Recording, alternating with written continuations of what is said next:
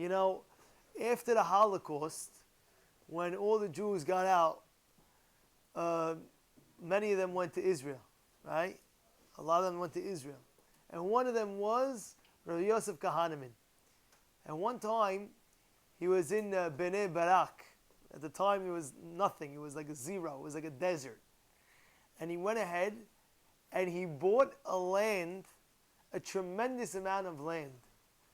And he told the people, over here, I'm building a yeshiva. So the people looked at him and they thought that maybe he went a little bit wild, meaning from the Holocaust, maybe it affected his brain. It wasn't true. He was all there, 100%. And they told him, what are you doing? All the Jewish people, 6 million Jews, they died. What makes you think that you're going to make a yeshiva for this amount of people? He said, this will be a yeshiva. And he went Mesirut Nefesh, and he did it. He bought the land, and he built the yeshiva. They thought at the time, and guess what? It's one of the biggest yeshivot in the world. Go look, who went to Ponevezh Yeshiva? It's one of the standing yeshivot, one of the main yeshivot of Eretz Yisrael today that stands is the Ponevezh Yeshiva. But what? He had a dream, he had a vision, and he went through it. As he was collecting in one of his trips to America, there was a guy named Rabbi Yaakov Reisenman. And this guy, Rabbi Yaakov Reisenman, he was trying to make it easier for the rabbi. He told the Chacham, don't worry, I'm going to introduce you to the biggest, wealthiest guys of the community. So one day he had a meeting, an appointment. Where was this appointment? The Gvir, the wealthy guy, said the only time I can meet the rabbi is tomorrow at 8 o'clock at the train station before I go to my my next meeting. So he says, okay, if that's what we can do, we'll do it. So what time we're meeting at the train station tomorrow? 8 o'clock, but if you're not there, Chacham, I have to tell you right now, I have to take this meeting. I'm going to take the train, I'm going to leave. So the rabbi said, no problem. The next morning, the rabbi sees, he woke up a drop late, and he starts realizing he has a choice. Either to go to the train station to meet this wealthy guy, or to go and to pray in the minyan. You hear that? And the wealthy guy, what do you do? So he was thinking about it. He said, listen, I'm going to go pray in the minyan, the zchut of the tzibur, the zchut of the minyan, the tefillah. I'm not worried, Hashem will protect, Hashem will save. This is what he was thinking in his mind. Anyway, in any case, he gets, he finishes the minyan. It's already like 9 o'clock. He runs to the train station, just, and they told him, oh, Rabbi, the train already left a long time ago. And he's looking, he says, what about all these people? All these people are standing here for the next train. So he says, oh my goodness, I really missed it. He's about to leave the train station. Who comes running in? This wealthy guy. This wealthy guy says, oh, Rabbi, you're here. I'm so sorry I made you wait for an hour so long. I feel so bad. I was going to give you a smaller check, but I feel bad I made the rabbi wait. I'm going to make it worth your while. And he starts writing like a crazy amount of money onto the check. And the rabbi is telling him, no, I just came here also. I was praying the minyan and this and that.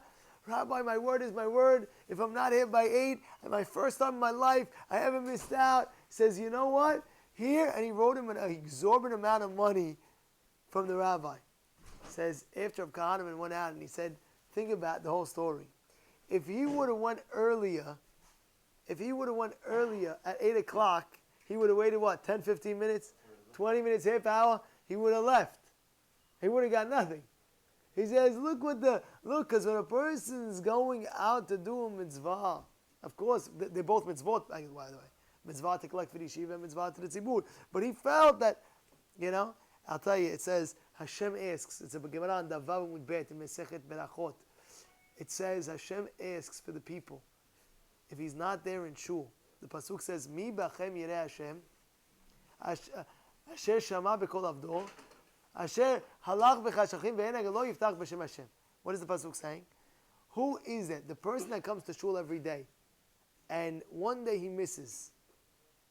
if he misses for a business matter, Hashem asks him, why did he go? How come he didn't boteach b'shem Hashem? He should have had bitachon in Borei Olam that his business deal would have went through. So saying it's a big thing. A person has to know his tefillah is so strong that God is asking, how come he's not here today? He's here every single day. How come today he's not here? Oh wait, he's on business? 1 second. He has to believe in Shem Hashem. He has to be boteach b'Shem Hashem. And that's what it says. It's pasuk in the... So therefore, a person has to know. I'll end off with this. Rav Kahana and Rav Chia bar Abba. Rav Kahana and Rav Chia bar Abba, one time, you're not really allowed to pray behind the rabbi. Why? Because the rabbi can't walk. Any person really, if you stand behind him, you can't walk. You can't say the Amidah. So one time, Rav Kahana came in, and he just prayed behind the rabbi. So now the rabbi's praying. He's finishing the Amidah, and he's trying to go back. Who is it? It's a student, Rav Kahana. So Rav Chia waited and waited and waited and waited and waited and waited. After he waits so long, he turns around. He finishes the Amidah. He tells the student, I see how they teach you in the yeshiva to make your rabbi wait so long until... So the students start saying, Rabbi Mechila, I'm so sorry, Mechila. He says, what's going on over here? He says, I'm from Bet Eli. Bet Eli, you know what Bet Eli is? Eli HaKohen. Eli, what he had a curse. What was his curse? Salim, what was the curse?